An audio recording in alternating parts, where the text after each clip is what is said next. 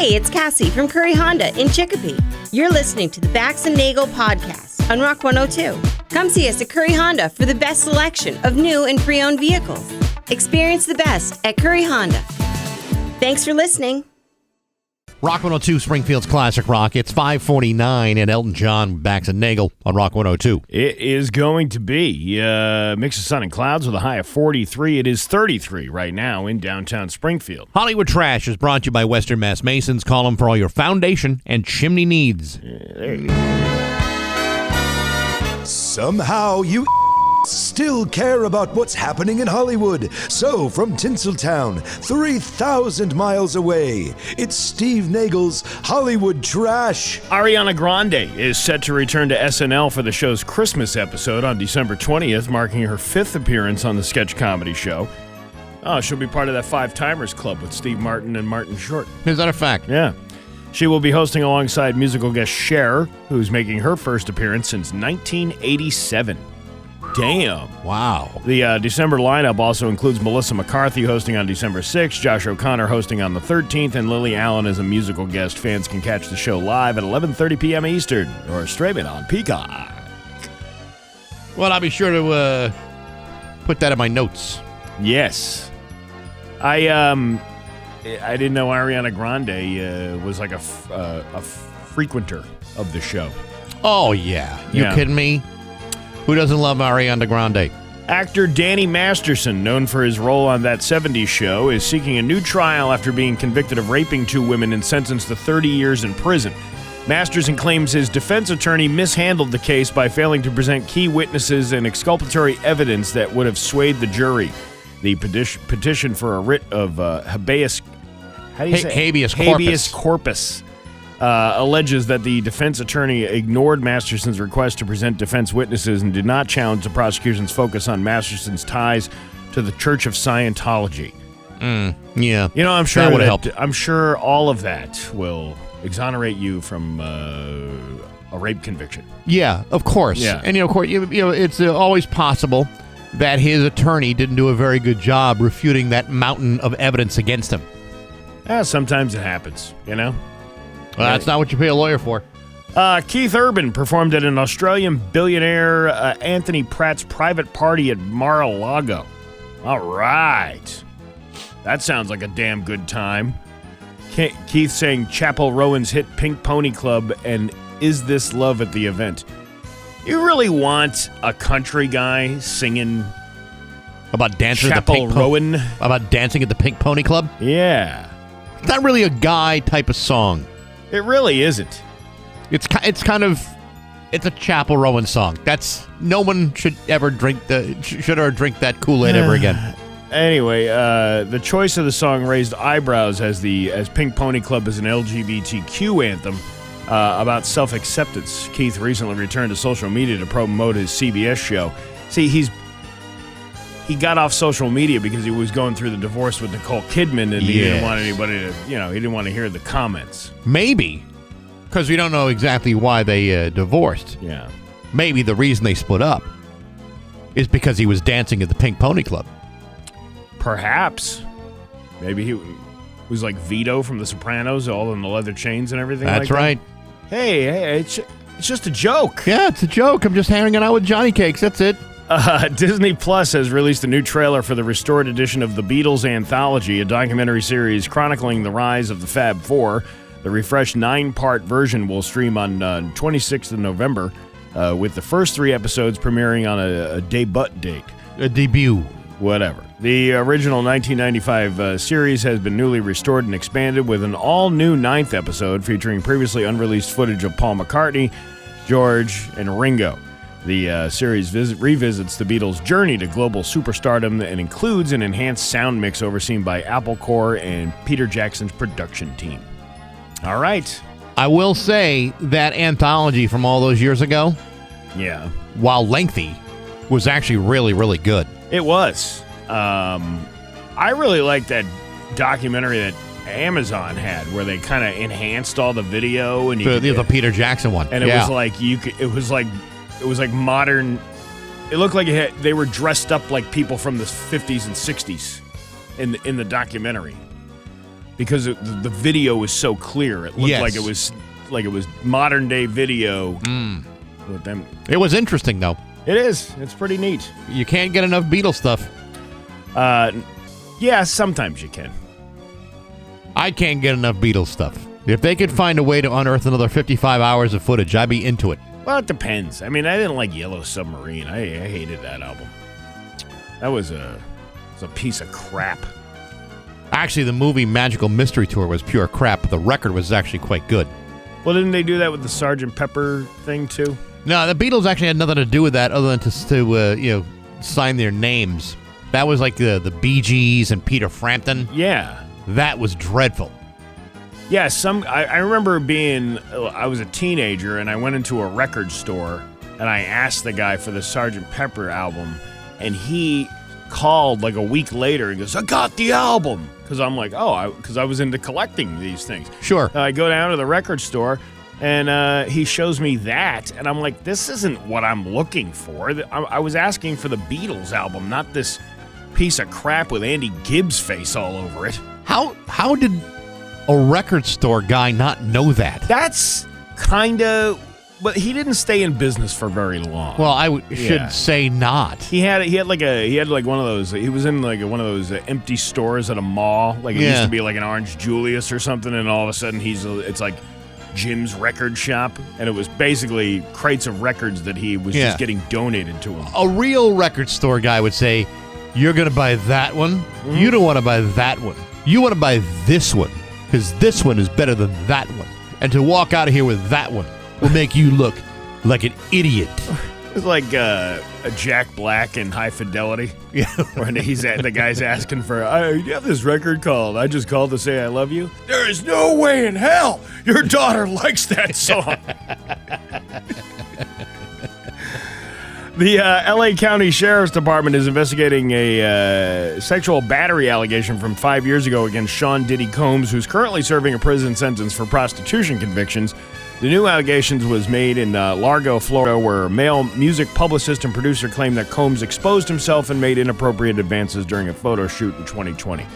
I'm sure he'll be exonerated for that. Oh yeah, they're not gonna keep a good man down like that. And Kim Kardashian has demanded a fight between her and her mother be pulled from the Kardashian show. Really? Yeah. Well, she must have something to say. Oh my God! The last time I pulled anything out was when Ray J left post-coitus purple poipus in that sex tape you can purchase on YouPorn for $39.95. Easy for you to say.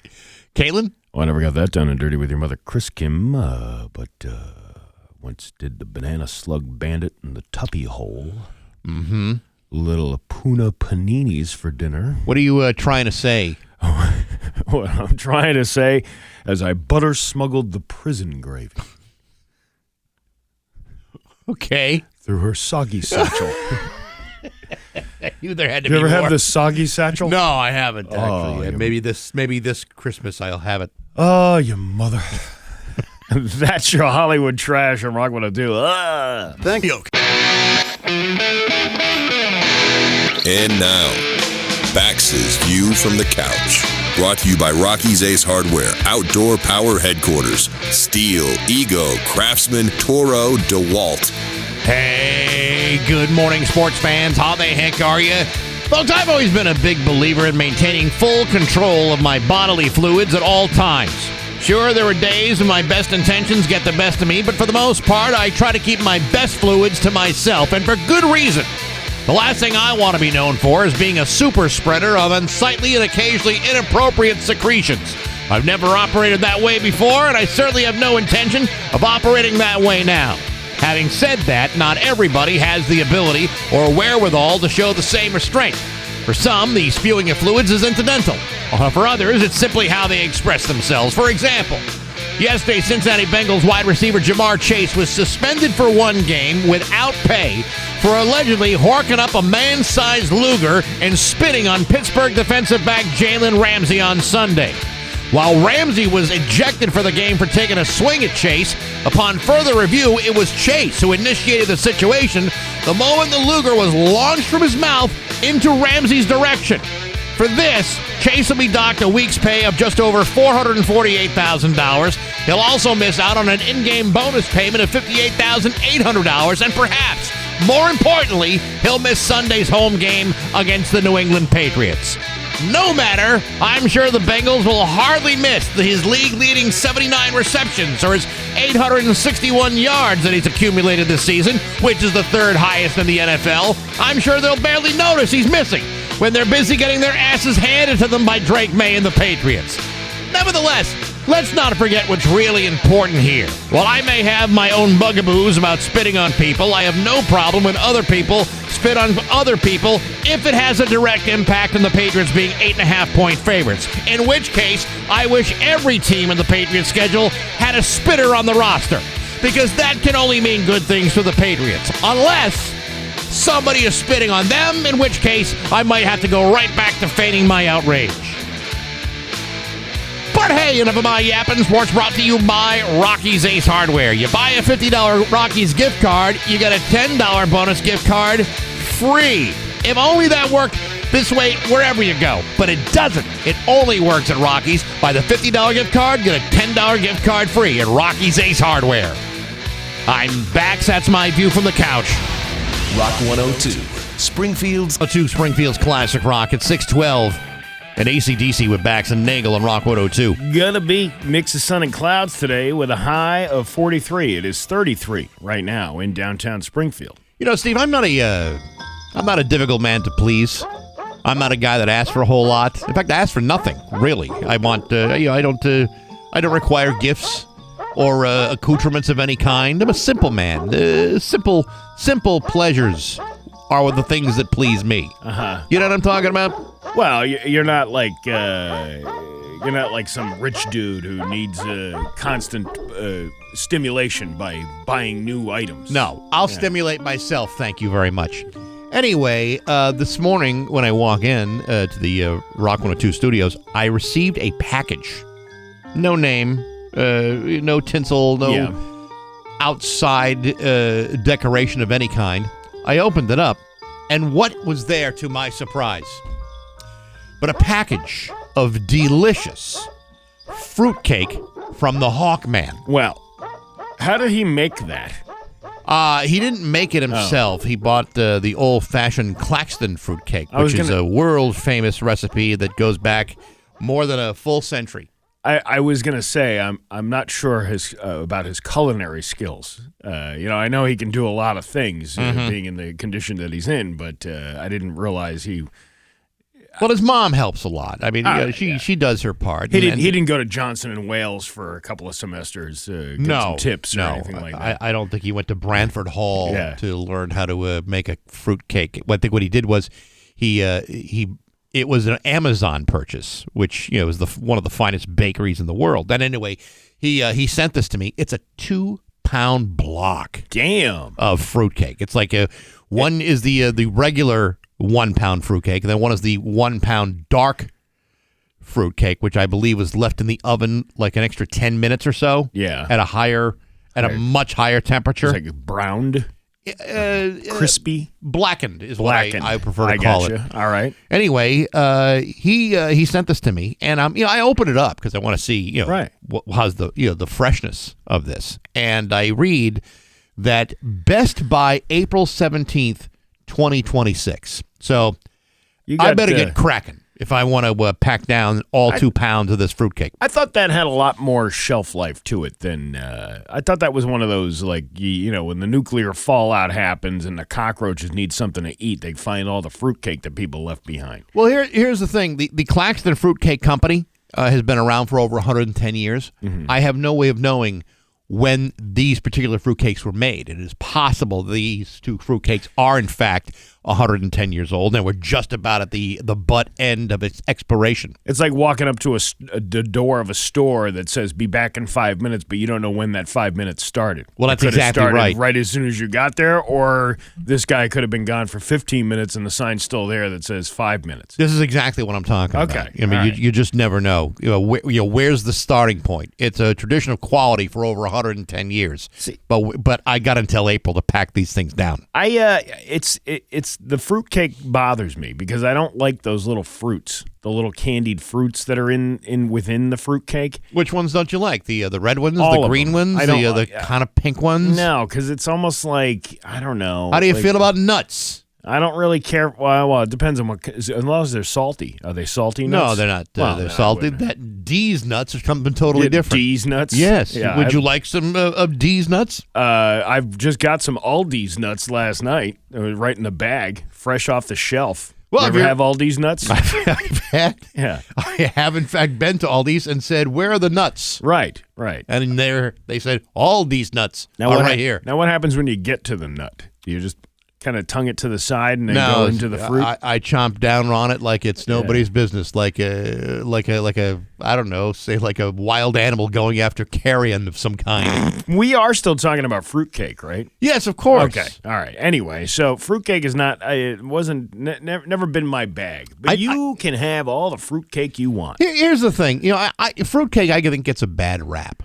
It's like one of those delicious Yuletide confections that everyone says, "Ew, that's gross." But, I grew up loving the fruitcake and have never turned my nose away from a fruitcake. And so when I got one, even from the Hawkman, and I don't like when he sends me stuff, I don't need that kind of thing.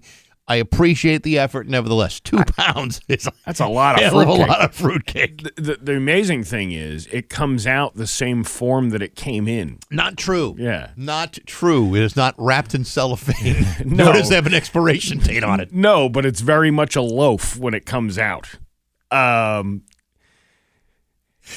This one goes in a more rectangular fashion. You know it's what? not the same Yeah. way on the way out. The best way I could describe that, you ever see one of those those pine cones dipped and they have put they decorate them for Christmas with the berries all over them? That's what it looks like on the other side after you've consumed the fruitcake. Having consumed more than my share, I Yeah. can tell you that is not the same experience at all. Well, you have had a different experience. I've just noticed as I get older, I'm much more picky now about Really? my food. Yeah, I'm very picky about I can't eat as much anymore. My stomach. I used to be able to eat you But is send it me to specific You food? send me to an old country buffet. I used yeah, I to know. tear that up Is it specific food, or now have you reached the part of your life where it's all about the portions being too much?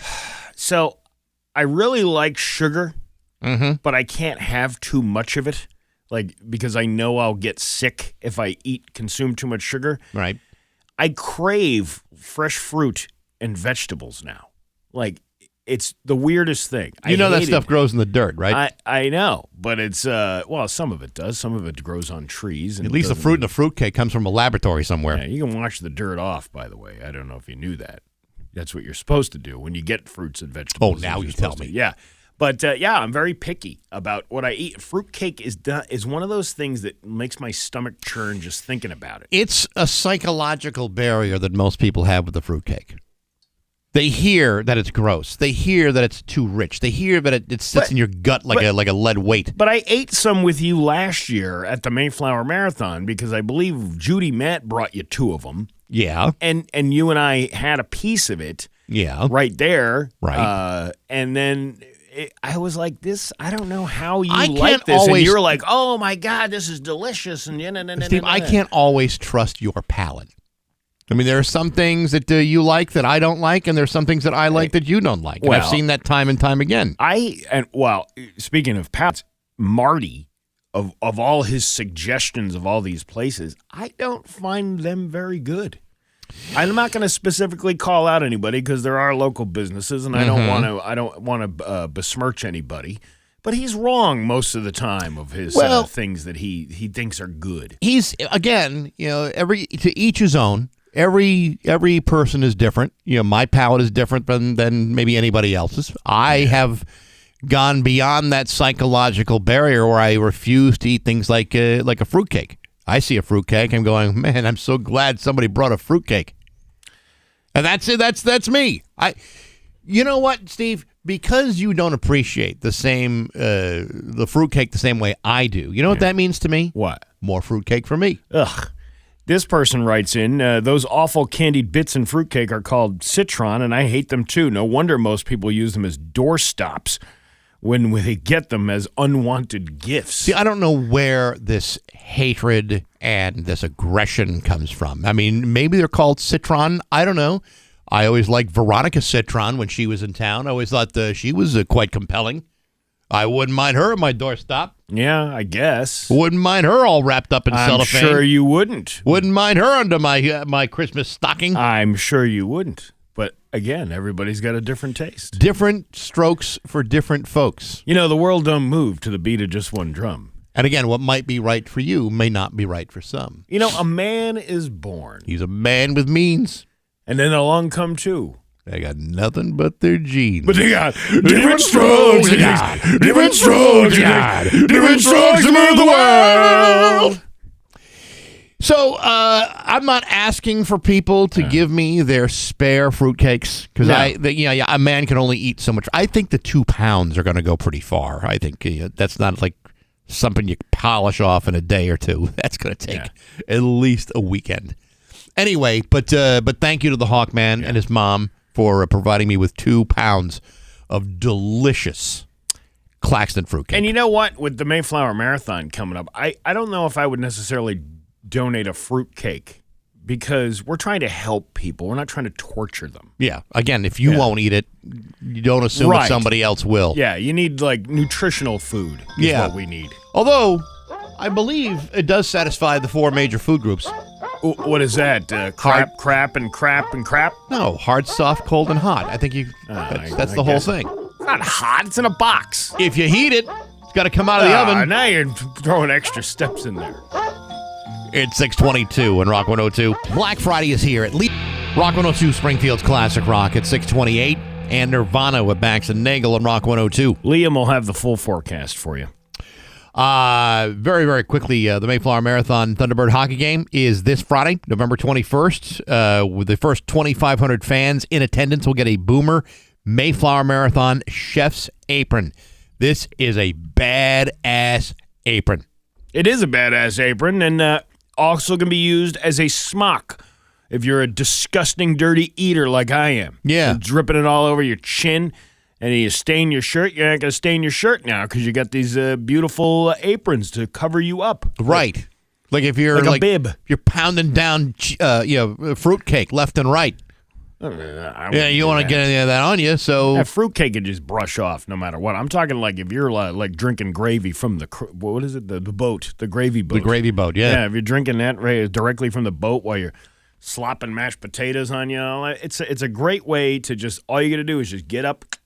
Shake it off outside and I think believe in like a damp paper towel. Yeah, will probably do that also. Wipe it right off. But anyway, it's Friday night, November 21st against the Utica Comets. It's going to be a great night at the Thunderdome. Please join us from Rock 102 Springfield's Classic Rock. I could have sworn that game was last week.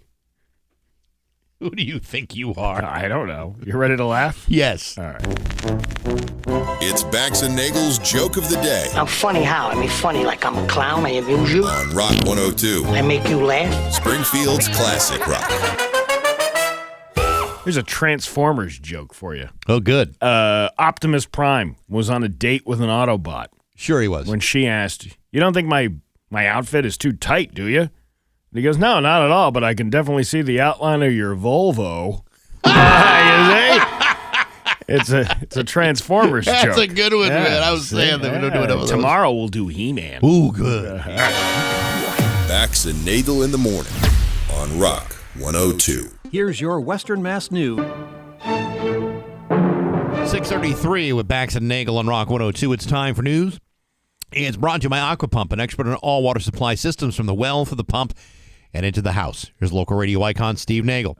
Thank you, Bax. More people are falling behind on paying their bills on to keep the lights on and heat their homes, according to a new analysis of consumer data. A warning sign for the U.S. economy and another political headache for the Trump administration. Past due balances to utility companies jumped 9.7% annually to $789 between April and June, the periods of 2024 and 2025, said the Century Foundation and the advocacy group Protect Borrowers. The increase has overlapped with a 12% jump in monthly energy bills during the same period.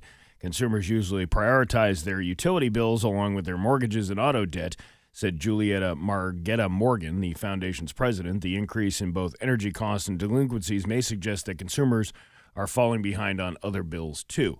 And if I can't say this enough, this is even more of a reason why we need to step up and donate for the open pantry next week as we begin our Mayflower Marathon. These are the things.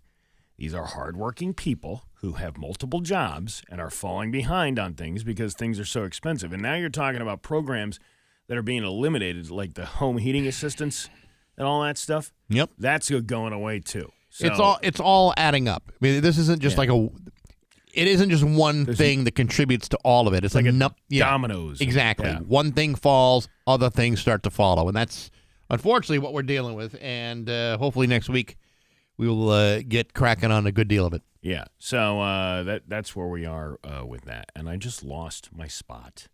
You're right there. No, I don't know why I do that. Why I lose my space. Are you swiping on the screen too much? I think I hit the X before I'm premature. I'm a premature Xer. You know, that happens to a lot of men your age. I just got to touch it and it goes away. Listen, you're not alone. There are many, many people that suffer from that same thing. Not me, of course, but other people. Who's other people? I don't know. I've read magazine articles. No injuries were reported after a car fire in the Indian Orchard area of Springfield on Monday. The Springfield Arson and Bomb Squad shared that the fire was put out around 4 p.m. and they were working to determine the cause. That is the entire story. Does it say where in Indian Orchard this was? In the orchard. You know, that portion of the orchard. On any given day, on any given Monday, there could be 4 or 5 cars on fire in Indian Orchard. I need to know exactly where we're talking now. I don't know. It's somewhere in that section of Indian Orchard. It's a reasonably sizable area of town. The section where all the cars burn. Again, I'm going to need some more specifics here because I've seen cars burn in a number of locations throughout the orchard and throughout Springfield, for that matter. This isn't, this isn't something. How many cars have burned over there? Many cars. Many cars. So I think it's like one. I think it's Car Fire Alley. I think over in Indian Orchard, isn't that where they have all the car fires? I don't. It's the section of that city. Yeah, right. It's a city within a city.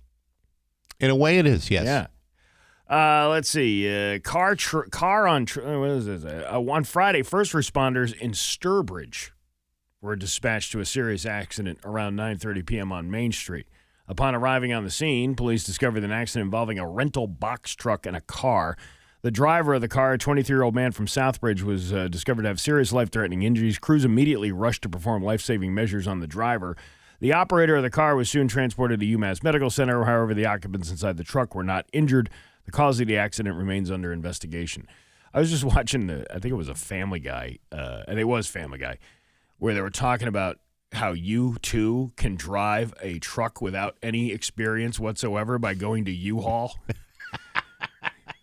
No truck experience? No problem. We're giving you the keys to a U-Haul. You don't have to have any experience whatsoever. It is kind of weird that you would let somebody drive something like that. Because I think those things you can drive up to like maybe a 40-footer down the street. Yes. Those you big can. ones. But it's not like a double clutch. It's nothing like nothing like that. It's a Ford. It's like a Ford F-350 with a big giant box on the back of it. Yes. Yeah. And if you're not used to driving something that large, with like the momentum that it sometimes carries, like braking can be a bit of a challenge if you're not used to it. Yeah. I rented one and then I backed it in to my parents' driveway, and then all of a sudden I hear this crunching sound, and it was because I didn't check the clearance of the thing, and it ripped the gutter right off the side of the house. Thank God that was the only thing that it did. It didn't damage like the structure of the home. Yeah. But what the hell do you want? You got a 22-year-old kid driving a 28-foot box truck down the street. I told you I borrowed one from Dave Ratner once. Did I tell you that story? Yes, I think you did. Yeah. We were moving from Westfield to Forest Park, and Dave let me borrow his truck. Yeah. So I go to Agawam and pick up the truck, and I'm driving to Westfield, and I'm on Route 20, right where Route 20 and Kings Highway come. So there was the liquor store on the left and the pizza place on the right. Yep. I'm at the light right by the liquor store, and all of a sudden, out of nowhere, the truck is on fire. So I smartly slowly edged the truck into the parking lot where the liquor store is. Yeah. And then call Dave and say, hey, your truck's on fire? Your truck is on fire. Did you not call the fire department first? No, at first I called Dave because I thought, well, what's worse, having to deal with the fire department and an insurance company or feeling the wrath of Dave Ratner? Okay, you didn't call the fire department first? Not first. Okay. I knew it would be a very short conversation with Dave. Okay, but let's say you were to borrow my truck. Yeah. Right? Right. And you'd call me and you're like, hey, Steve, I can't get this radio to work. And then I'll give you, you know what you got to do? You got to push this button, and the radio will come on. Yeah. A quirky little thing about the truck.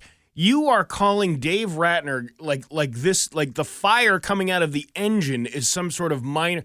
Hey, I don't know what's going on here, but there's flames coming out of the hood. Is there something I can do in order to apart from run away from it? Yeah, and abandon it on Route 20? You called him first? What's he gonna do?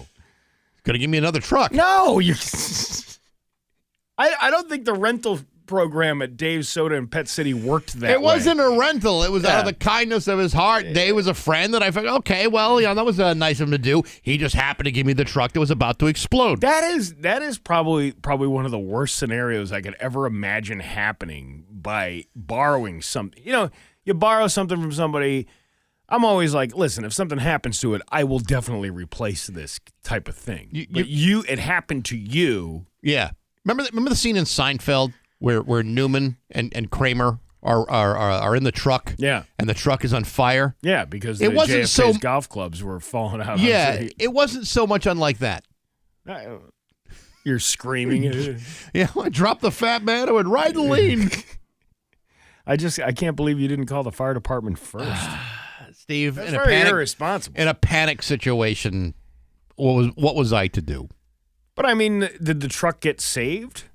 The truck was saved. Really? Yeah, it was fixed, and I believe within 2 days it was road ready all over again. Did the fire department come out and finally help you? It wasn't.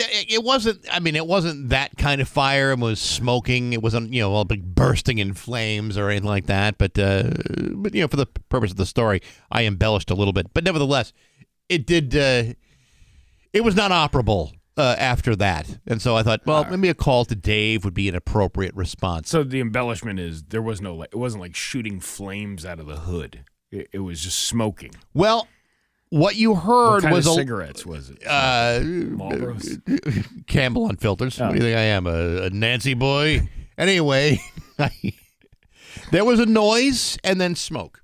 So there was like a pow. Then smoke. All right, so it's not as spectacular as you are making it out to be. Had you on the hook though, didn't I? You did. I thought the thing. I'm thinking of like the big fireballs coming out of the hood, and you're instead of I mean, even police knows when they advertise if you get into an accident, you first call the police, then you call police. See, I always heard it the other way around. Yeah. You call police first, then you call police. Yeah, see, now you're doing it wrong. I guess I'm just hearing it wrong. Yeah. And we probably should have established. Dave should have said, here's the keys. By the way, if it explodes, call the fire department. But instead, you called him first. Hey, is this thing supposed to be on fire? I don't know what kind of truck you gave me, but it's burning. Yeah, I've never driven a model like this before. How do you tamp the flames down?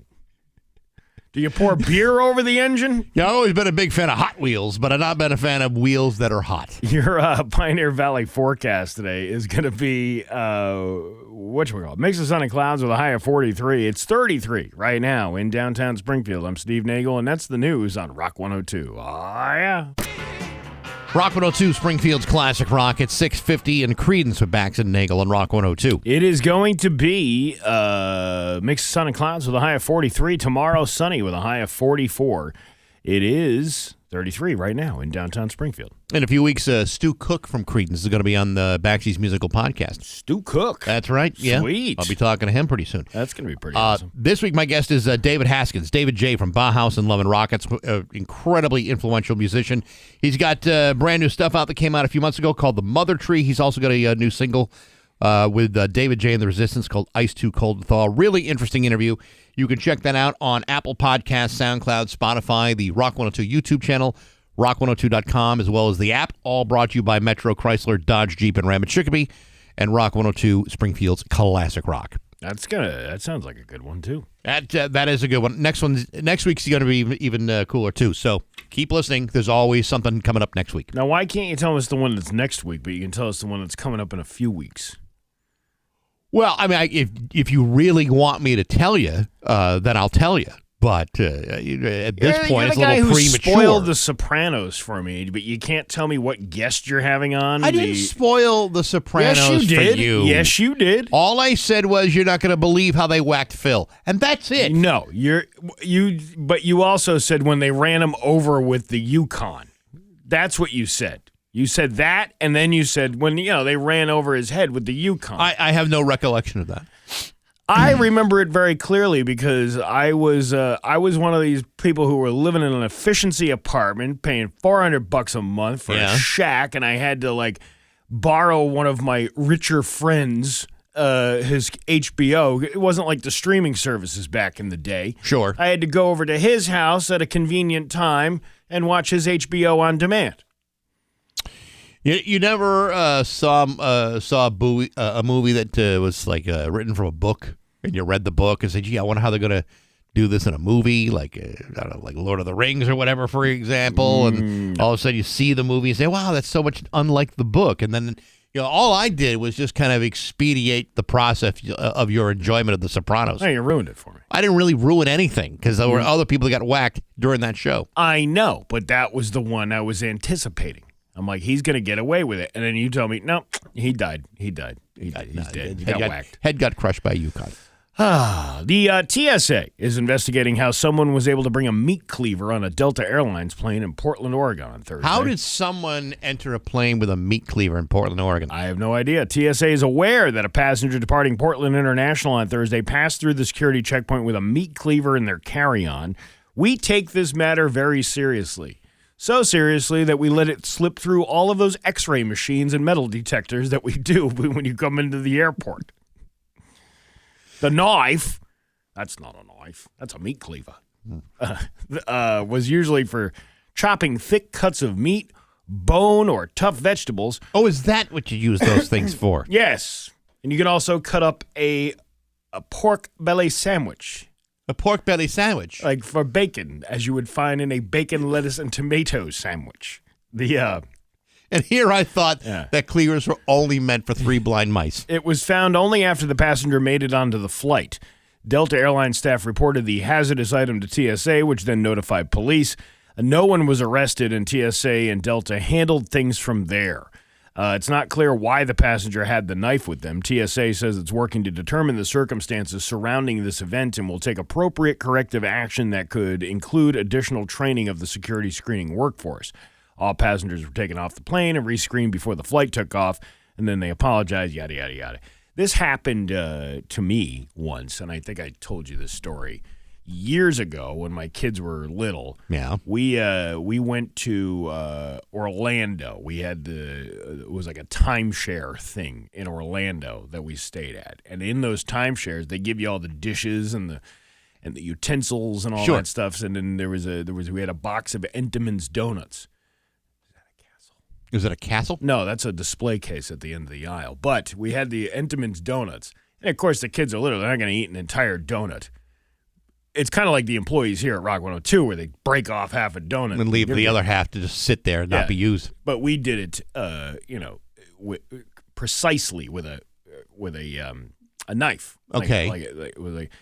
We get to the airport, and my wife had taken the box of donuts with us. Right. In a like a shopping bag kind of thing with a bunch of other stuff that we were taking back with us. And all of a sudden, the TSA guys, excuse me, you're going to need to step over here. So then we step over there. They go through all of our stuff. Including the donuts? All of the stuff. And the guy pulls out the box of donuts and he opens it up, and there's a giant kitchen knife in there that my wife had used to cut the donuts with. Wow. And I'm thinking, we're going to jail. You'll be detained for hours. Do you want to know how your nerves, like all of us, like, you're not guilty of anything. We weren't intentionally bringing anything on the plane. It was an oversight. It was a huge oversight, apparently. Well, what did your wife say when this happened? She was, like, embarrassed because she left the knife inside the thing. Well, she should have been. But it's like, that's how people, that's how, like, they nail you as guilty because of the way you react to something. I was freaking out. I'm like, oh, my God. And they wound up, I guess they know when you're, they let us go through. Yeah. Minus the knife. No, of course we're going to let us keep the donuts, though. Well, that was kind of them. It's kind of like leave the gun, take the cannoli, right? That kind of thing. I take if I were like a TSA agent, yeah, and I saw the knife in the box of donuts, I'd confiscate the donuts. Yeah, I know. And then I'd eat the evidence. That would be something that you would enjoy later on. It's like the cops used to confiscate the booze. You don't think they were drinking that? Of course they were. The Think they're going to put like a whole bunch of nips of Fireball in a warehouse somewhere. Yeah. Listen, back in the day, you confiscated a good bottle of whiskey who stole it from his father's liquor cabinet. You're taking that back home with you. Of course you are. Yeah. But it only makes sense. But that was a scary time in my life. I thought I was going to go to TSA jail that day. And it never did. But that's how easy. And where would your kids be today if that were the case? I don't know. Still free range like they are now. I have free range children. That's what I raised. Drawing things on bulkheads and whatever. Whatever. You got to do what you got to do. And now, Bax's View from the Couch. Brought to you by Rocky's Ace Hardware, Outdoor Power Headquarters, Steel, Ego, Craftsman, Toro, DeWalt. Hey, good morning, sports fans. How the heck are you? Folks, not that anyone gives a frog's fat ass about the Cleveland Browns, but amidst all the drama and intrigue of this year's NFL season, I find that the 2-8 Cleveland Browns are perchance one of the most elusive stories in football today. Sure, the Cleveland Browns are a horrible football team. Sure, they're a hideous embarrassment to whatever's left of their once loyal fan base, and yet they keep finding ways of making things worse for themselves. Last week, for example, the Cleveland Browns were at home playing the Baltimore Ravens when suddenly in the third quarter, their quarterback Dylan Gabriel went down with a concussion in the third quarter. That left Cleveland with no other choice but to give the ball to embattled rookie quarterback Shedeur Sanders. Sanders, who you might recall, was expected to be a bona fide first-round draft pick in this year's draft, but due to any number of circumstances, he tumbled all the way down to the 5th round and was begrudgingly picked by Cleveland with the 144th overall pick. So how did Shedeur do on Sunday? Not that great. Shedeur only completed 4 passes, had 16 incompletions, 1 interception, and he was sacked 3 times. And, of course, Cleveland lost the game 23-16.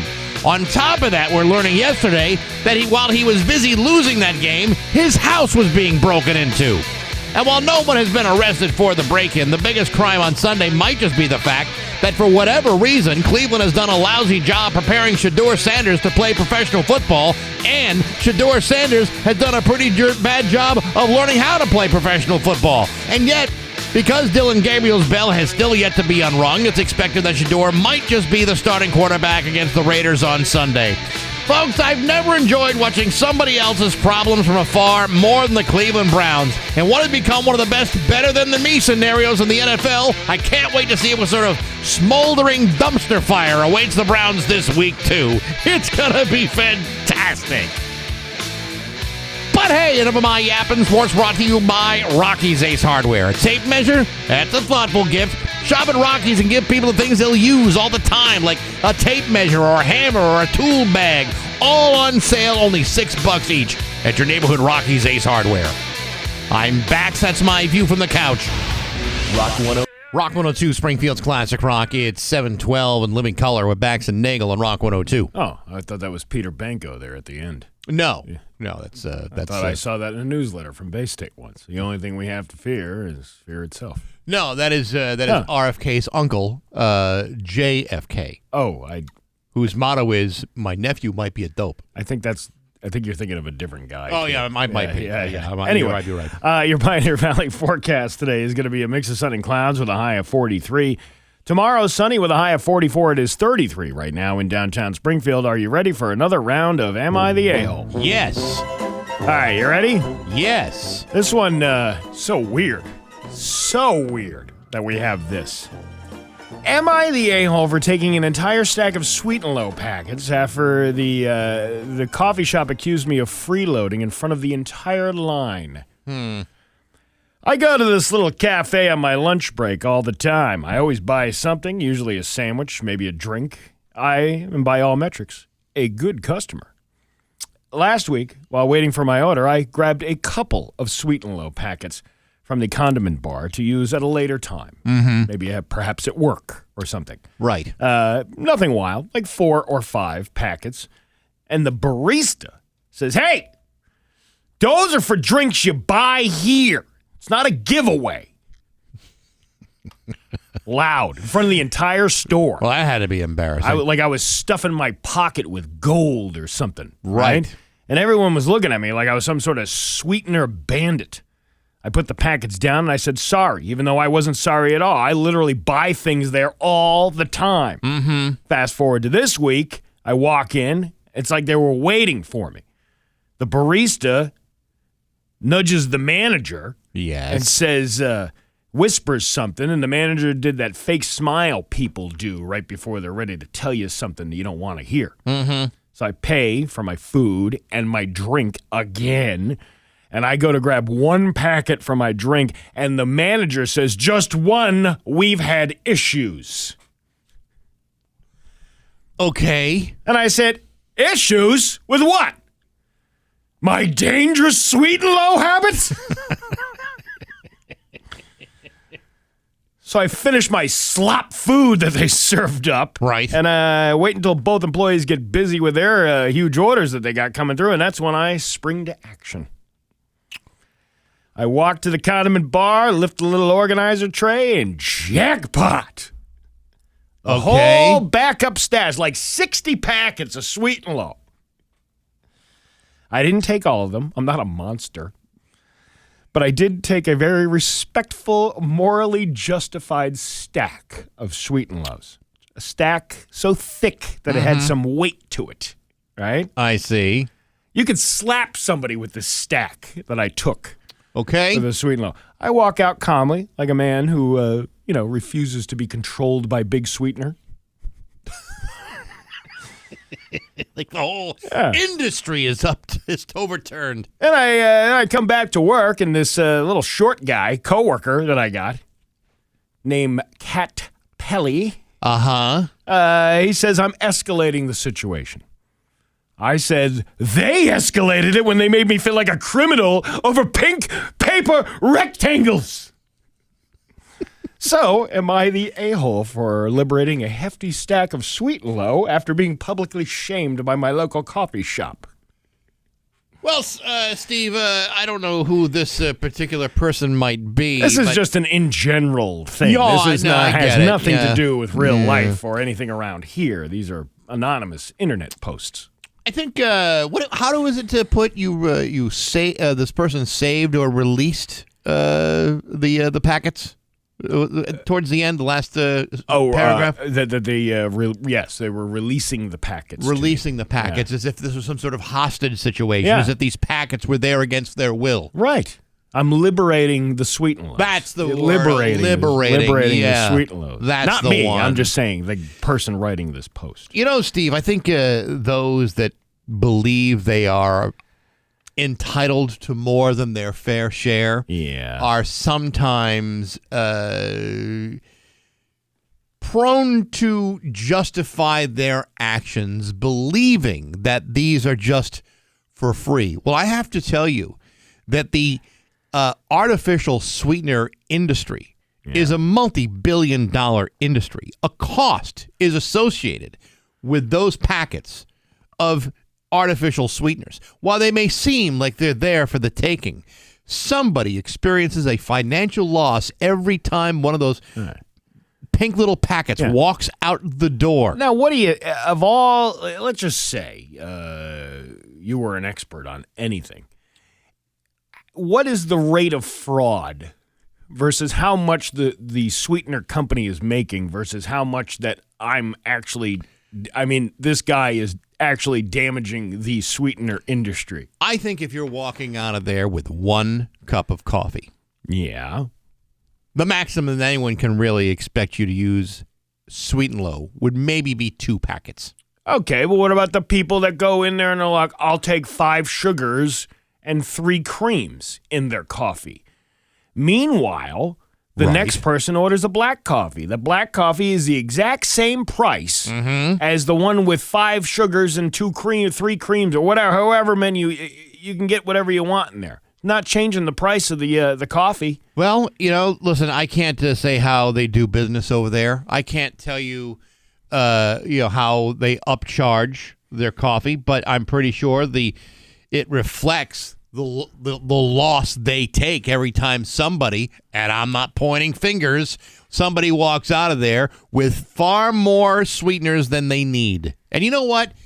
Yeah, there are some people that have like the 5 sugars in their coffee, and I don't know how you drink something like that. It hurts my teeth just thinking about it. But I can start to, but the idea of just even 1 packet of Sweet and Low in my coffee, never mind 2.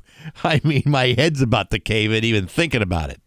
I'm thinking they already built it into the price. It's free for the taking. I don't think this guy but is it's not. the But a-hole. just because they built it into the price does not mean it is for free. If you take more than your fair share, then the cost of what they've already added into the coffee throws the entire system on its ear. But maybe, Bax, maybe this isn't a regular occurrence. This is maybe like a quarterly occurrence where you take more than what you are allotted for the day. Now, if I go there, if this guy goes there every day and is buying something, they're making a profit off of that eventually. And what is it to them if once a quarter, the guy takes 60 Sweet and Low packets? What harm is that doing? Steve, it's unfair of that person to take 60 Sweet and Low packets to every other person who is buying coffee in that place. There is something in it may not seem that way to you now, but if you were a business owner, at some point the business may have to adjust or raise their prices to cover the loss they're experiencing from seeing so many Sweet and Lows being stolen from the premises. In other words, in time, it would hurt every customer. When have you ever seen any police department put up a mugshot of a thief saying this person is wanted for sweetener theft at your local coffee shop? Steve, unless you are stealing at least $600 worth of artificial sweetener, you're not going to be charged with a crime.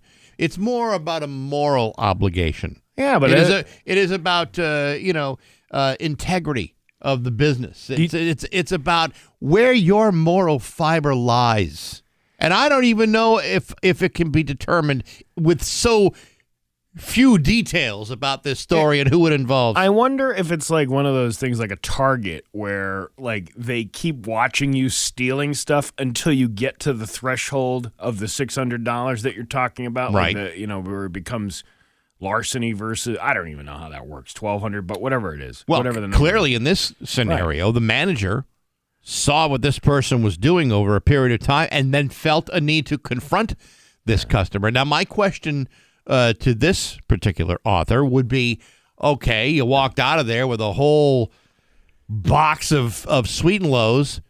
Can you really show your face at that place ever again? No, I don't. Stolen that box? I don't have to. You know why? Because I'll never have to leave my house. I got plenty of Sweet and Low to use at home. I'll never have to come back here. Yeah, right. Yeah. I got a lifetime supply of Sweet and Low in one visit. Well, I hear you talking. It almost sounds like this is all about you. No. It's about somebody else stealing Sweet and Low. I'm just throwing it out there. It's 723 on Rock 102. It's 726 with Bax and Nagle on Rock 102. Liam, I'll have the full forecast for you. The Mayflower Marathon is only 6 days away from today. I know that's hard to imagine, but that's what it is. What is that, Bax? Please tell me about it. Well, Steve, since you asked, it is a 52-hour-long broadcast in which you and I begin on Monday, November 26th at 6 a.m. until 10 a.m. Wednesday, the 26th, outside the South End Market at MGM Springfield. The goal is to raise food, non-perishable food, and cash for the Springfield Open Pantry. Have you not heard of this before? Just the first time I'm hearing about it. Yeah. Interesting. It is a very important year for the Mayflower Marathon. The Open Pantry needs your help to help fight food insecurity in this area. Start your collection up around the neighborhood, at work, at school, or around the house. Whatever you can do. You can even donate online starting next week at rock102.com. Thanks to some of our sponsors, including Capital Moving and Storage, Arment Trucking, Xfinity, Camping World of West Hatfield, Michael's Party Rentals, MGM Springfield, and many more.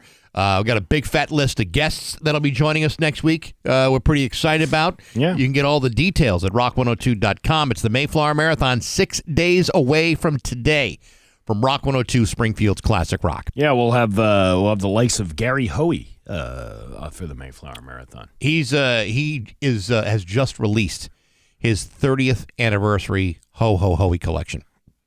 30 years he's been doing Christmas classics. Yeah. This one's a fantastic record. Yeah, I was listening to it over the weekend, and he's got a brand new track out there that they said would soon to become a Christmas classic. How does one song become, like, obviously Mariah Carey's All I Want for Christmas Is You. That came out in, 1994, 1995? Right. But all the other songs that came before that still get played on the radio, like Ruda, the Gene Autry's and the Burl Ives and all that other stuff. It's like, how does one become like the Christmas classic that everybody wants to listen to? Well, I don't know what determines the classic terminology. I believe if a song sticks in the consciousness of the listener, it's a classic. Like, I'm sure, like, there are some Christmas songs that went out there that people are like, oh my God, I can't believe that's out there. Like Elmo and Patsy, for example. Yeah. I don't think there's anyone really saying that's a classic. It gets played, but every time I hear it, I want to rip my ears off and pour boiling hot acid into the ear holes. That's how I feel about that Christmas Shoes song. That's another terrible one. It's a terrible one, and it's like, all the people who go, oh, what a sweet song. The little boy's trying to buy shoes for his mother who's going to meet Jesus tonight. What a dark turn of events. A sick thing. And you know what? Maybe that kid was, scamming that guy for money because the guy winds up buying the pair of shoes so the mom can meet Jesus tonight. Right. You think Jesus, a guy who wore sandals, is going to worry about what your mother's wearing on her feet when she gets to heaven? I got to believe in heaven there are opportunities to obtain quality footwear. I mean, I have to believe that. I mean, if it's a really heaven, I'm going to want some comfortable shoes. I don't think you don't have to bring your own. That when you die, the Lord in heaven, when you meet, if that's what you believe, that the Lord is going to look you up and down and not judge you about the way you've led your life, but what you're wearing at the process of things. You think if mom showed up with the hospital rubber sock slippers on, Jesus is going to go, I'm sorry, we require everyone to buy a brand new pair of shoes from a DSW before you get in here. And please wipe your feet before entering heaven. Right. We're trying to keep things nice and clean here. Didn't you see that mat outside the front door that said, get lost? We used to have one of those in front of our house. How welcoming. Surprise, surprise. We got news next to Rock 102. Here. 7:33 with Bax and Nagle on Rock 102. It's time for news brought to you by Freedom Credit Union. Freedom is yours. Here's local radio icon Steve Nagle. Thanks, Bax. Police are searching for a man suspected of firing gunshots at a business on the Mohawk Trail in Berkshire County. Firing gunshots? You mean firing a gun? Yes. Because gunshots are the result of you firing the gun. You're not firing gunshots at somebody, are you? Well, is that not the way they say that? That's not. Yes, you're firing a gun. Massachusetts State Trooper Leah O'Connell said that on Sunday, 4:36 p.m., North Adams Dispatch alerted troopers about a report of an armed man at a business who fired 2 rounds. It was also reported that the man shot 2 more rounds before he left the premises. State police were told that the suspect drove away in a vehicle that looked like a red Volkswagen heading south on Route 2. The vehicle was located. However, a weapon was not found. Am I crazy, or does Route 2 go east to west versus north to south? No, you're not crazy. It's an east to west roadway. So why? This story sounds made up. Well, maybe they just haven't really got their details in order. You know what I mean? Yeah. Like maybe they're just way off. Well, I mean, if you're saying, first of all, you're firing gunshots at somebody, and then you're saying, yeah, they went south on Route 2. On the east to west road. That's how crazy these criminals are. Yeah. They went south on an east to west highway. I mean, how are you supposed to do that? I don't know. I mean, there's not even a southerly direction. The Joint Committee on Labor and Workforce Development is considering several bills that could raise minimum wages. One bill under consideration is called an Act Relative to Raising the Minimum Wage Closer to a Living Wage in the Commonwealth. That's a little lengthy for a title, don't you think? It is a little. Raising the minimum wage to $20 an hour by 2029. Some advocates, like the Mass Teachers Association Max Page, pointed out benefits of the policy, like making more groups of people eligible for minimum wage. Minimum wage minimum wage would cover municipal workers like teacher aides, school cafeteria workers who aren't currently covered by a minimum wage.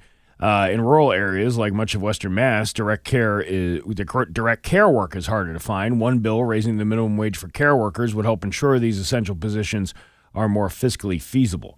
We undoubtedly won't be living in the lap of luxury, but we'll be able to live without fear of losing our homes or cars, paying for heat, and any other unknowns, said Shannon Wisman, an overnight care worker in Bernardston. Opposition to both bills includes concerns about higher labor costs leading to increased prices to maintain profit. The committee of lawmakers that heard testimony today needs to report out on these bills by the first Wednesday in December. Okay. All right. Well, get busy. Well, these are all the things, this is part of the dominoes that we talk about when you're talking about why people suffer from food insecurity. It's a multitude of things. It's not just one reason why people need assistance in order to supplement food. You talk about these programs that are being scaled back for the home heating assistance. The minimum wage does not really carry they're more for extra work, extra jobs that people have. Yeah. Well, and still can't afford food. Again, it's very complicated. If it were as simple as just fixing one thing, I think we'd all try to do that. But, this is a very complicated situation, and unfortunately more and more people are forced into food insecurity, against their will. No one's sitting around thinking, boy, I sure would like to be in that position. No one's doing that. People act like that, though. Not to tip my hat to internet trolls, because I try not to do that. But I posted a video the other day, and some guy took exception and tried to turn it into some sort of political issue, and it is far beyond that. In fact, turning it into a political issue says more about you than the actual issue itself. And I just think that's, it's an overreach to think that this is purely about politics, or that, someone is being, lazy or bilking off the system. I know we talked about this before, but when you hear it, and when you hear someone's belief system about what this is all about, and you realize how misguided some people are about this, it's really upsetting. It's really disturbing to even think that this is what people are processing in their heads. It's unfortunate, because this is a major problem in our area that needs to be addressed. If it doesn't get addressed, it's going to get worse. And I don't believe we're in a position to be waiting on this. This is an emergency situation, which makes everything next week that much more important. Harumph. Thank you. I have spoken. Oh, I'm glad you did. And I am done for the day. I will see you tomorrow at 5:30 a.m. Tomorrow morning at 5:30 a.m., and we'll be leaving the building at 9:59 a.m., right? I was actually looking at leaving the building now.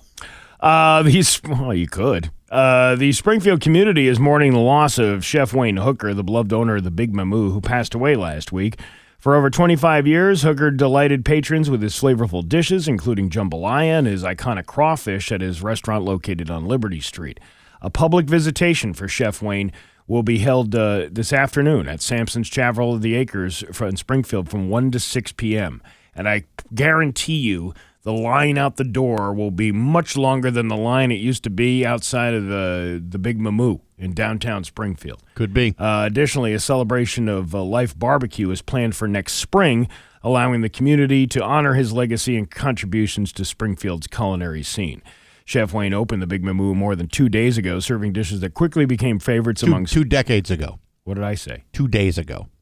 Oh, I'm sorry. I didn't mean to say that. Right, he had been in business for a lot longer than 2 days.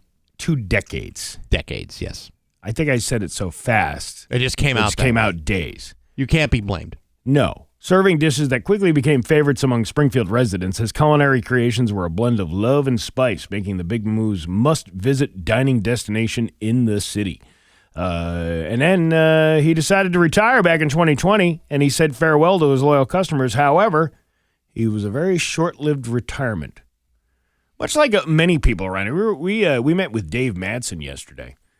Yes. Some people just can't retire because they just love doing what they do, and Chef Wayne was no exception. He liked seeing the satisfaction on people's faces when they would eat his food, and he loved doing stuff for the community as well. Some people, when the retirement sounds good on paper. Yeah. But when they get to their actual retirement, they say, now what? I'm hoping that, when I retire 2,100 days from now or whatever the hell it is, that I don't fall into that same trap, that I suddenly get bored with my free time. I know how I am when I'm doing nothing at all, and I love it. So that's my plan. I hope I want to be Barry. Barry does stuff. But Barry doesn't feel compelled to start doing news again. He's living his life and having the time of his life right now. That's the kind of retirement I want. Just free range. I want to have a Barryectomy by the time I'm done here. A Barryectomy. That's right. Netflix original star Tyler Henry is set to perform at Springfield Symphony Hall on Thursday, February 26th for an evening of hope and healing. Henry says he's been getting mental images since the age of 10 when he foretold of his grandmother's death. Over the years, he's cultivated his talent and has become one of the most sought-after clairvoyant mediums in the U.S. If you'd like to attend, tickets will go on sale this Friday, November 21st. You can see it happening now. You are going to change your oil within the next 3,000 miles.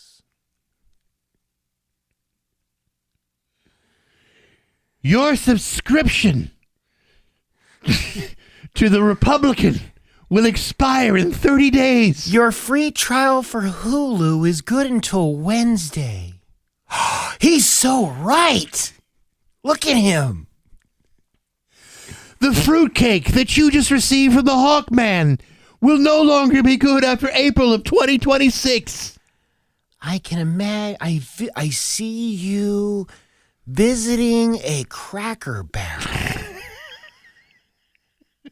I see you eating 2-day-old meatloaf. I see in a least, rocking chair. I see at least an 18% gratuity being left on the table. Oh my goodness, he's so right. How did he know? It was 19, but he's so good. But that's because he didn't want to go through having to count the change. Oh. I see you using your directional signal to merge onto a major highway. Like I-91. Oh, he knows. I foretell of a day when someday you receive a parking space very close to the door of a major retailer. A Target, a Costco, perchance. Look, oh my God, look how right he is. He's so accurate. I foresee a discount coupon falling into your possession. I see Trash Day being moved to the Saturday after Thanksgiving because they don't pick up on Thursday during a holiday. Man, I'll tell you. Ooh, this guy's spot on. That Tyler Henry is the rare medium done well. Ooh, I see. The post office being closed on a Sunday. Yet a postal worker still delivering priority mail. Man, this guy's good. He's good. He's so good. He's like connected to like a whole different world, He's man. like, I'm in another realm, dude. Your Pioneer Valley forecast today is going to be a mix of sun and clouds with a high of 43. Tomorrow, sunny with a high of 44. I'm getting a vision. It's 35 degrees in downtown Springfield. He's so right! He got it right. He's on the screws. I'm Steve Nagle, and that's the news on Rock 102. Rock 102, Springfield's classic rock. It's 7:52 in Aerosmith with Bax and Nagle and Rock 102. A mix of sun and clouds today with a high of 43. Tomorrow, sunny with a high of 44. It's 35 right now in downtown Springfield. Tune in to Pat Kelly this week for your chance to win a pair of tickets to see Journey. How about that, huh? Imagine that. Journey is coming back. They're going to be at the People's Bank Arena in Hartford on March 14th. And Rock 102 wants to send you to the show. To get all the details, go to rock102.com/concerts from Rock 102, Springfield's classic rock. All right. There you go. There you go. Somebody wrote in, Sweet and Low is 2 cents per pack retail, but don't steal. Karma says you steal, you will get stolen from. Unless you consider high prices are stealing from you, then I guess karma wins again. Don't steal or encourage others. Probably better for everyone. You do realize that this is entertainment. I didn't actually take all of those packets home in the video. I put them back in the caddy before we left the ball, and I put them back in the caddy when we left the Massachusetts Broadcasters Association. Wait a minute. People, Stop. Why cannot people understand entertainment versus reality? Are you telling me that whole "Am I an a-hole" was about you? No, that just happened to be about somebody else. That's what I thought. I'm just saying. No, I'm talking about the videos that I'm in. Oh, yes, of course. Yeah. Right, yes. Well, I mean, listen, you were doing it for entertainment value. I get it. You get it. Some people see you stealing Sweet and Lows, and they think, you know what? It's 2 cents per packet. That could really accumulate. How long would it take for him to reach over $600? Do you want to know what I do if I am short on the Sweet and Low? No, tell me what you do. I have actually, if I didn't have any at my house, and it's too far to go to a store that actually sells them, but there's a coffee place that does have them. Yes. I ask, hey, is there any way I can take maybe 10 of these? And they'll say yes, because they don't care. Well, again, I mean, you're talking about the low-level employee that's not so concerned about the loss. This is the owner of the business. This is the owner of the business. You can take those. Okay. Matter of fact, the one guy gave me a little Ziploc baggie, and he said, go ahead, fill the Ziploc baggie up, and you can take them with you. Because he knows I'm going to come back. Is this a franchised location? No, this is a local business. A local business. Mm-hmm. Well, I don't know. And the guy knows I purchased from him. I don't know what kind of operation he's running over there, but that's no way to stay in business in the long haul. Why? Because he knows he's jacking up the price on everything else. He's going to make good on the sweet. If you want to take a Sweet and Low packet, there ain't going to be any sweat off his back. Well, I don't want coffee off the sweat of anybody's back, to be quite honest with you. But if you ask, they'll give it to you. Okay. All right. Who's going to say no? Who's going to say no to But at that? least you ask, Steve. And That's if you what I'm say, saying. would you mind throwing in a few extra sweet and lows? Well, you know what? Maybe there's an industry standard of what a few extra sweet and lows looks like. Maybe I give you 5. Yeah. 5. Anyone putting 10 packets of sweet and low in a single cup of coffee is out of their damn minds. But nevertheless, maybe 5 is the cutoff. You know, it's funny because, people who can't distinct between what's entertainment and what's real. Some guy felt it was necessary on that Pittsfield video that I did to write out the whole history of the town, like the actual history, because the guy apparently doesn't realize that this is entertainment. And I just responded, "It sounds like you're making that up." So apparently that guy did not understand that when it came to the actual history of Pittsfield, you didn't give a damn. I didn't give it. It's not about whether I give a damn or not. It's about it's a parody. I obviously know that's not the real history of Pittsfield, and I also know that we're doing these because we have to pump out all these videos. So I need something. I need at least make it entertaining. Sure. So I try to make something entertaining. This guy went to the great length of writing an entire, it was almost like a half an essay on that thing. Sure. Of the history of Pittsfield. And I'm like, and that's why I said, it sounds like you're making that up. Because he can't that'll just make him even more mad, I guess. Yeah, that'll say that to him, too. That'll really burn his beans. But speaking of social media posts, I got a good one for you coming up after 8 o'clock. All right. All right. Worth listening to. It's 7:58 on Rock 102. Rock 102, Springfield's Classic Rock. It's about 8:12 and AC/DC with Bax and Nagle on Rock 102. Okay, there you go. Hi. Hey, what's How going are on there, you? Steve? Welcome, Good. welcome to the show. Doing all right. It's going to be a mix of sun and clouds today with a high of 43. It is 36 right now in downtown Springfield. So yesterday, I always look at the memories that pop up on Facebook. Right. And I saw one from I think it was about 5 years ago. Some guy, one of the friends that I can't think of his name off the top of my head. That's how good of a friend he is. But he's one of my Facebook friends put up a picture of a screenshot from 22 News they were interviewing a man. And again, this is from 5 years ago. This isn't yesterday. This didn't just happen. Right. Although it would kind of make sense that we're reporting on news from 5 years ago via the 22 News anyway. Which is what they do anyway. Right. Yeah. But this guy sent a screenshot. He took a picture of his TV, and it was the man being interviewed, and his name is Peter Wackernagle. Wackernagle? Peter Wackernagle. And it said, any relation to me. Peter Wackernagle. Yeah. He's a project manager, I guess. Peter Wackernagle. Is that a fact? Yeah. So I took it and put it up as if it's a brand new post because that's what you do. Sure. This is why you don't know what you're looking at when you're looking at the internet. And I said, no relation. My ancestors go back to the Tuggernagles. The Wackernagles are from a completely different bloodline, right? Okay. So then people started chiming in on this whole thing. The first one, not to be confused with the Yankernagles. They were the worst.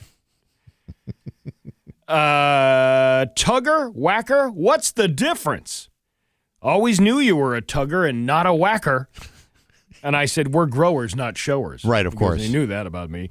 Did you have some Jewish forefathers named Bagel Nagels? Could have had those too. Well, that's honestly. What? Well, I mean, you can't just assume of your culture just because of the name.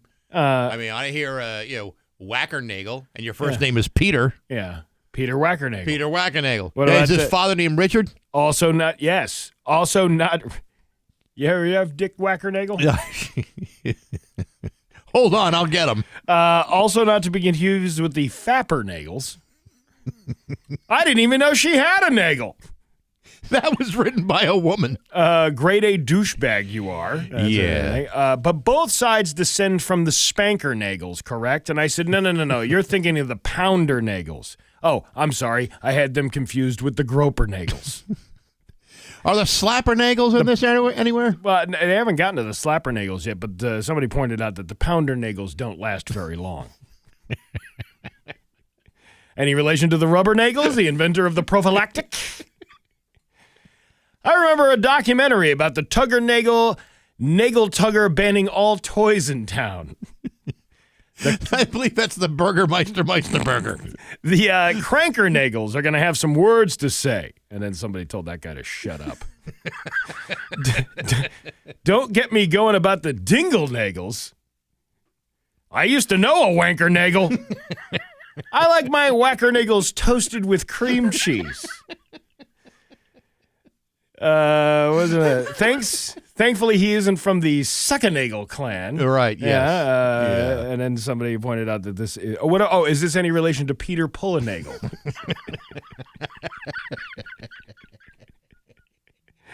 It's supposed to be Wacker.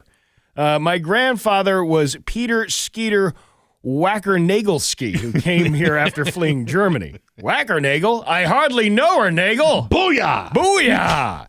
How's the wanker, Pete? My Nagel strikes again. Yes, right, of course. See, that is, to me, a very... When I don't have to make the jokes, when other people make better jokes than the joke that I came up with, I love that. Sometimes, Steve, Yeah. the jokes, they write themselves. Now, I look at this picture of this gentleman, Peter Wackernagel, and there's a part of me, knowing your history with reporters and photographers asking you to spell out your name, and all of a sudden it's Dick Gozinia, for example, or any number of other pseudonyms that you've gone through over the years, that if this guy is maybe tipping his hat to you. You think so? By saying Peter Wacker Nagel, like it's code, like, hey, Nagel. No. I just told this lady my name is Peter Wacker. He actually is real. He has a full website, Peter Wackernagel, exploring the junction. He puts the junk in junction. Of course. Exploring the junction of virtual and physical space and matter. And he's got all these like 3D designs on his. You sure you didn't like phony up a website just to kind of to take the joke one step further? Do you really think somebody would go to the great lengths of not just inserting a fake name to a news reporter, but also going the extra mile and saying, you know what, I should start a fake website that has been on the internet for at least 5 years because that's when this picture was from? Well, I mean, it does seem to be a bit of a stretch, but I'm just saying that, I look at something like that, and this is where my mind goes. He's a real person. He's from Franklin County, Peter Wackernagel. Well, Can you imagine walking around with a name like that? I can't personally, but there are some people who, for whatever reason, have a proud last name that they just refuse to let go of. Yeah, refuse to modify in any way, shape, or form. It sounds the fact that his parents named him Peter, and his probably got a brother named Richard, or any other names and their derivations, makes me think, what were these parents thinking exactly? Now pretend you're Mr. Spacely and you're firing Mr. Wackernagel. Mm-hmm. Yes. What would that sound like? Jet set! No, excuse me. Wackernagel! Fire! Yeah, see? That sounds like a cartoon name. Wackernagel. Oh, Mr. Wackernagel. Doesn't it sound like one of those like Flintstone names? Yes, yes, Wackernagel. I think we're going to have to consult with Mr. Wackernagel. Yeah, well, listen, we're not here to make fun of the man. We're just here to point out that there are some things to say. That's all. Well, he designed the 2,000 square foot pollinator garden for the town of Palmer. All right, well, that's actually quite impressive. Well, who did this fine piece of work? Oh, that was from the Wackernagels. Oh, this has got Wackernagel written all over it. Is that Peter Wackernagel or Dick Wackernagel? Which one is it? What about Rosebud Wackernagel? Yeah, right. Nope. It's in fact, it was built by Slappy Wackernagel. What about Stiffy Bax and Nagle? Do you know Stiffy Bax and Nagle? I'm afraid I don't. But I'm sure he'll soften his stance. Oh. Well, there you go. Thanks for the great comedy from the Facebook community. It's always great to make fun of people, for simple reasons. Well, I'm not making fun of him. I mean, he's got an odd name. That's all. That's it. But again, he's not from my bloodline. I will reiterate that I am from the Tuggernagles. Peter Tuggernagle was my great-grandfather. Well, I'm glad we got that all sorted out. Yeah. Yes. And Dick Tuggernagle was my uncle. It's 8:20 on Rock 102. Rock 102, Springfield's Classic Rock. It's 8:29, and that's Van Halen on Rock 102. Liam, we'll have the full forecast for you. Let's see. We got so much damn stuff. The Mayflower Marathon coming up next week. It's only 6 days away. If you want to find out more information about how you can help and what we're looking for, you can go to rock102.com. It's got a list of all the sponsors. And again, we're all trying to get as much food and cash for the open pantry as we can possibly get. It all begins Monday morning at 6 a.m. on Rock 102 at the South End Market at MGM Springfield. There's a dead sperm whale.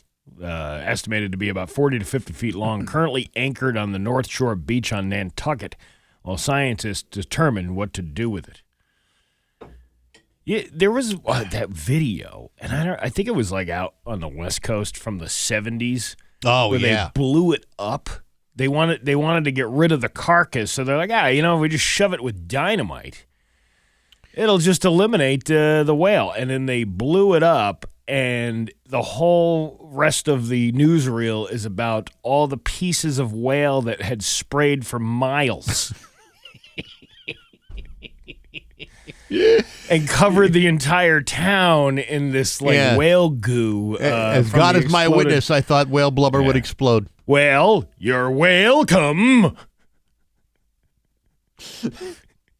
Which is also one of the funniest things you've ever seen. Peter Griffin trying to push the whale back in with the forklift. With a forklift and destroying it and it's falling apart as he keeps lifting it up and up again and then saying at the end, "You're welcome."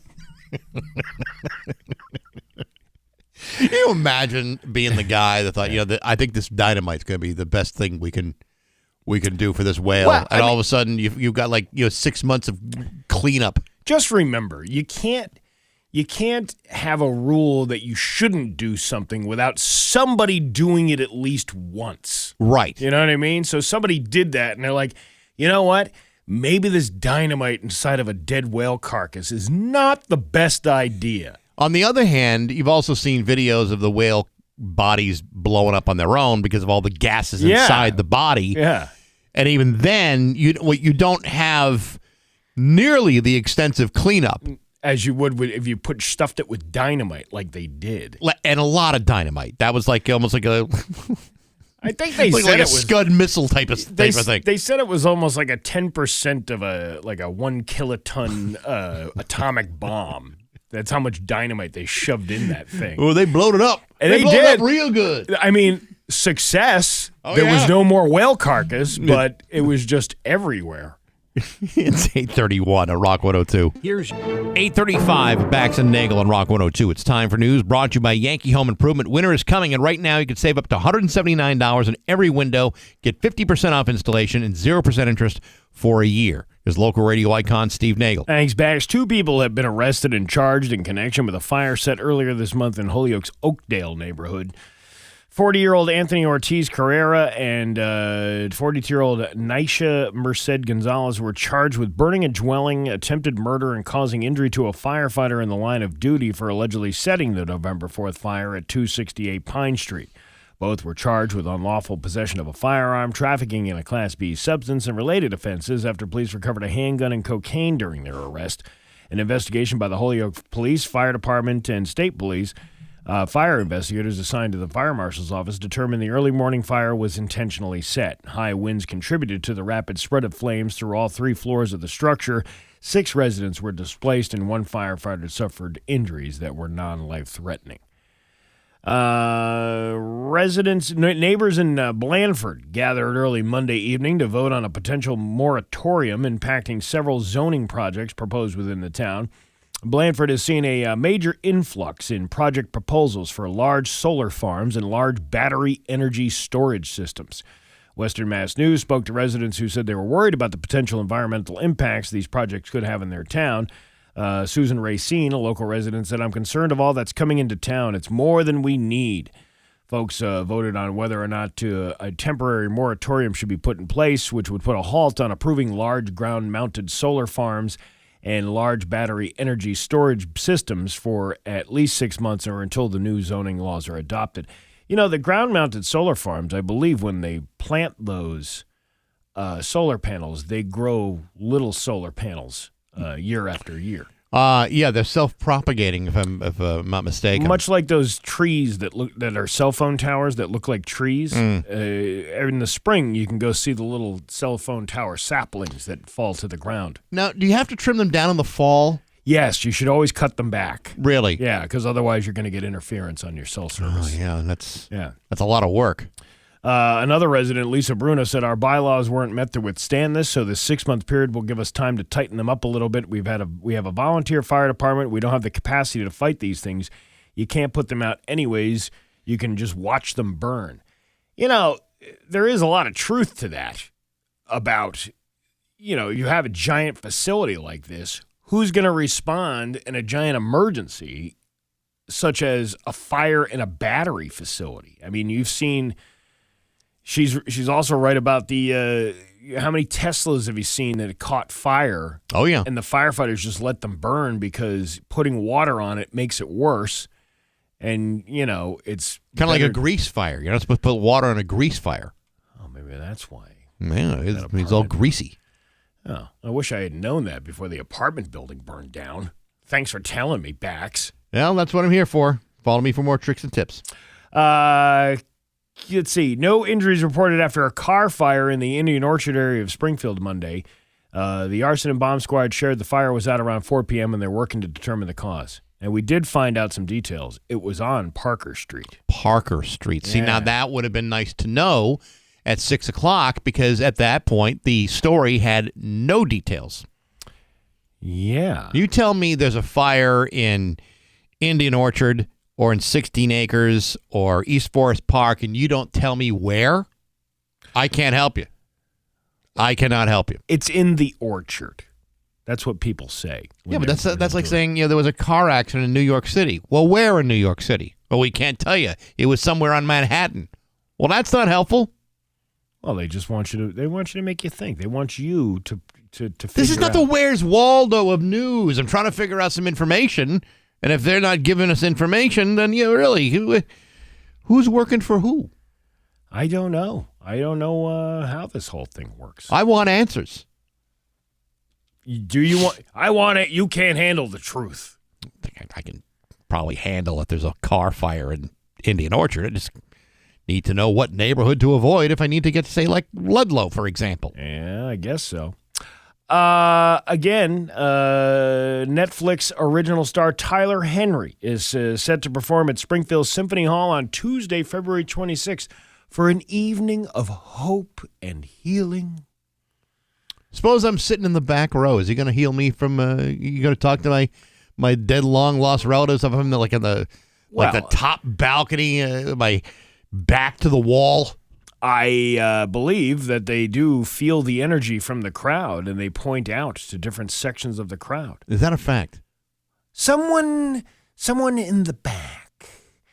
You're about to open a door that may or may not contain something behind it. It could be the door walking out of this theater tonight. But you will open that door, and it'll be another opportunity for you. I foresee your car's inspection sticker about to expire. Your future holds sitting for the next hour and 45 minutes throughout this program. Maybe perhaps getting up to go to the bathroom during intermission. I foresee you having an in-between meal snack. I feel the spirits telling me your pen may run out of ink this week, leaving you to buy a 10-pack at your local Dollar General. I foresee some swelling in your prostate, but nothing to be concerned with. I see you speaking with someone you already know, or it could be a stranger. I foresee a bi-weekly paycheck in your future. He's so right. He's so right. How did he know? My chakras are chakran, and I can see Your chakras are chock full of chakras. Shaka Khan. My chakra Khans are going off, and I can see the spirits telling me you will try to be thinking about eating healthier, but you know you will wind up with a Reese's peanut butter cup in your mouth later on tonight. I foresee you going to a coffee shop. Ooh. And in that coffee shop, you are looking for an artificial sweetener. Oh. And I foresee them being out of sweeteners my because God. somebody took them all Oh, my without paying for them. This guy is so good. He might be a whacker-nagel. Are they related to the Spanker Nagels? I'm getting something else. I expect you to be going to a place where you expected a short line, but there's a long line instead. He just blew my mind. I was at a Pride earlier today, and I thought I was just going to pay for gas, and there was 5 people in front of me, and I couldn't get out. I foresee slow-moving traffic on the Massachusetts Turnpike. Oh, my goodness, this guy is so good. Approximately near the Sturbridge exit. Trying to get to the Charlton rest stop. I foresee you will press remind me tomorrow when an iOS update pops up on your phone. I foresee someone losing money at a casino. You're going to... And saying to themselves, next time. I should have left when I was $400 up. And now I'm $6,000 in the hole. And then I said, is that Barry Krieger near the soda machine? Well, you got to know how to make a good cream soda. I foresee an elder of the locals teaching prostitutes how to create a cream soda at the soda machine on the MGM gaming floor. How did he see this? Oh, I don't know. It's like he sees everything. I also sense you will walk into a room and forget why you walked in there in the first place. All the spooky things Tyler the Great will bring to Springfield Symphony Hall coming in February. Heck of a show, that Tyler. Your Pioneer Valley forecast today is going to be mix of sunny clouds with a high of 43. Tomorrow, sunny with a high of 44. It is 35 right now in downtown Springfield. I'm Steve Nagle, and that's the news on Rock 102. Oh, yeah. Rock 102, Springfield's Classic Rock. It's 8:51. And you too with Bax and Nagle on Rock 102. Mix of sun and clouds, high of 43. It's 35 right now in downtown Springfield. This week on Baxi's Musical Podcast, my guest is David Haskins. David J. from Bauhaus and Love and Rockets, one of the most influential musicians of the last 47 years or so. He's got some brand new stuff out, a new album that came out this summer called The Mother Tree, and also a new single with his band, David J. and the Resistance, called Ice Too Cold to Thaw. Really interesting guy. Got a great interview for you next week. I'll give you more details about that later on this week. You can hear it on Apple Podcasts, SoundCloud, Spotify, the Rock 102 YouTube channel, rock102.com, and on the app. All brought to you by Metro Chrysler, Dodge, Jeep, and Rabbit Chicopee and Rock 102, Springfield's Classic Rock. You know, a listener on the Route 10 Tire listener line here brought up a good question. My cohabitator wants to know if you use the bathroom, how many toilet paper sheets are you allowed? Now, we were talking about sweet and lows. How many sweet and lows are you allowed to take when you buy a coffee? Right. What's the limit? You said no more than like 2, right? Per cup. Per cup. Yeah. Maybe 4 if depending on how sweet and low you like it. But that's a good point. You ever use a bathroom at a business?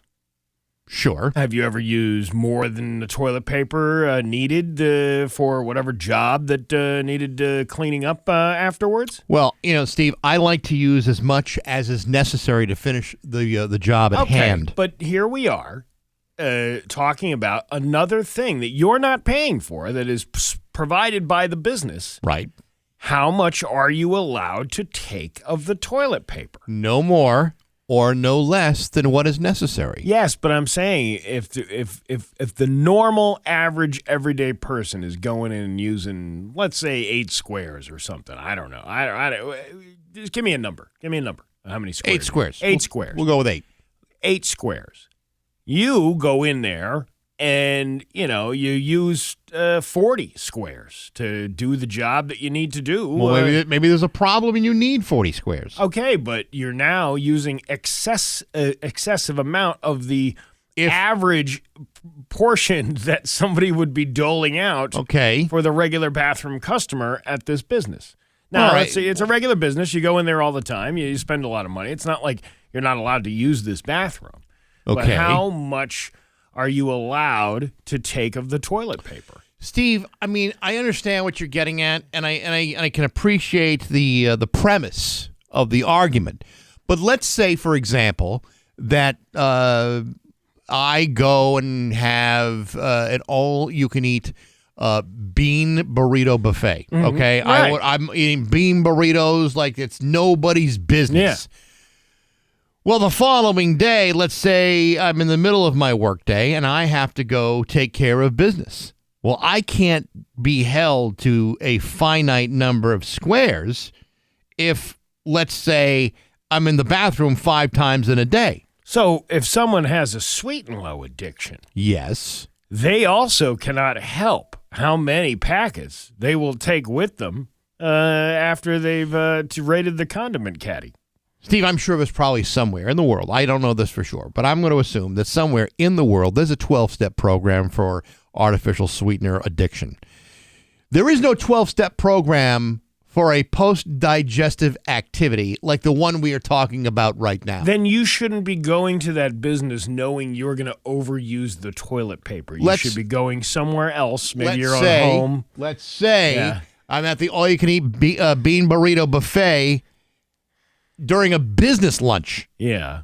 I'm there doing business. I'm there closing deals. Yeah, but you're making sales. How much is too much? When would you say I've used an excess amount of toilet paper for a job that didn't require? There's people that do it all the time. Sure. Yeah. Well, listen, there are times when in an emergency situation, you may need more than usual. The body doesn't always cooperate in situations like this. You don't want to do half a job simply because you're restricted. You want to be able to finish and complete the job in a hygienic fashion. It's an interesting conundrum. It's an apples and oranges comparison. No, it's oranges and oranges. It's Appleberry two-step and Appleberry two-step we're talking about. I don't see it that way. Both things will make you go to the bathroom. Sweet and lows, excessive amounts, and go what did you say, a burrito? An all-you-can-eat bean burrito buffet. Yeah. I'm just if people are going to call that guy out in that Am I the A-hole segment for taking all the sweet and lows, what's the difference of somebody who goes in there and misuses the toilet paper a lot? One, the guy's going into the coffee shop, grabbing all the sweet and lows for future use. I'm going to the bathroom for previous use. Oh, okay. That's how you're justifying it. It's a matter of tense. Yeah, I don't know. Now, tense meaning how tight you take that however you want. Okay. I just wanted to clear the air here about, Not after I'm done with it. Yeah, not after that bean burrito buffet, I'll tell you that. There you go. But I sealed the deal. That's right. It's 8:57 at Rock 102. It's back. Rock 102.